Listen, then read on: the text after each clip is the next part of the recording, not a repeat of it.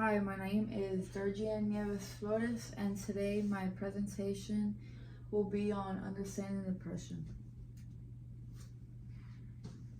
Today I will be discussing depression, a mental health disorder that does affect million people worldwide, men and women, and sometimes teenagers too. In this speech, I will be covering 3 main points: defining expression, side effects of the brain, and treatment that is available if you do suffer from depression. I added an image here that shows some of the things that people feel whenever they are depressed, and some are anger, they feel empty, grief, nothing, no purpose, hopelessness, meaningless, sadness, broken, feeling no drive, like they just don't want to do anything. Depression is a mood disorder with various factors and causes such as genetics, life events, and chemical imbalances. It recognizes these signs early can improve a positive reaction for the treatment, as it could get more severe with time. Meaning, if you catch it at an earlier time, then the medication will most likely work better for you since you did catch it at an earlier time. Some people, they don't tend to do that, and they wait till the last second, and sometimes the medicine won't affect them as much because it does affect the brain in long-term effect. Characteristics could be sadness, hopelessness, emptiness, anger, and some symptoms are lack of energy, insomnia, appetite changes, and loss of concentration. Depression and how it affects the brain. When you experience depression, it could cause change in your brain's structure and function, such as mood, behaviors, and emotions. Studies have shown that depression causes decreased activity in the prefrontal cortex. Depression could also lead to decrease in serotonin levels.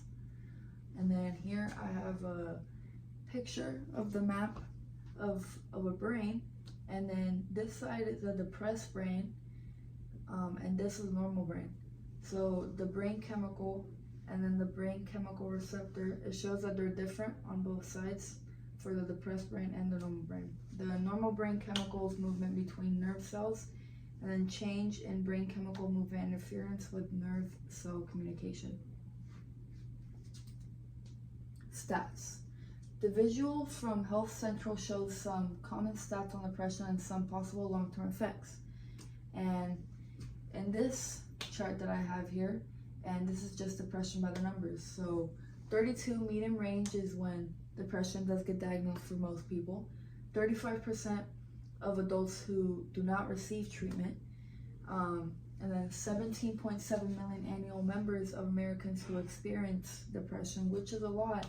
And then 50% chance of having a second episode of depression, and depression being the #1 cause of a disability in the US.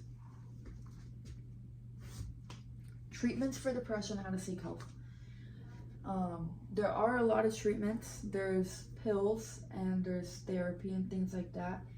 Working with a mental health professional is important, and most people do tend to go that way just so they could express what they are feeling. Overall, several effective treatments are available for depression, and seeking help is essential in managing the disorder if you have it. Reaching out for help is definitely the first step, and it does take a lot off the shoulders after you do release that you do need help, and it's okay to ask for help. Treatment options are therapy, medication, and lifestyle adaptations, and resources. There's hotlines, there's support groups, and there's online sources. Therapy types. So on my screen, I have 5 different types of therapy. So we have a cognitive behavioral therapy. So it treats depression, PTSD, ADHD, and anxiety. Then I have the interpersonal therapy, which helps develop a strong self-esteem and communication skills with patients.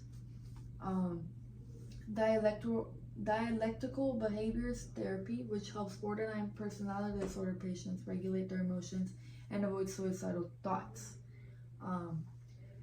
There's supportive therapy, which provides support and guidance to people with mental health problems, and that's always the best way to go. Conclusion. We have learned that depression is a serious mental health disorder affecting millions of people worldwide. We have explored symptoms and causes of depression and the different treatment options that are available. And then I added a quote: a human being can survive almost anything as long as she sees the end in sight. But depression is so insidious that it compounds daily that it's impossible to ever see the end. That is by Elizabeth Wurtzel. Thank you.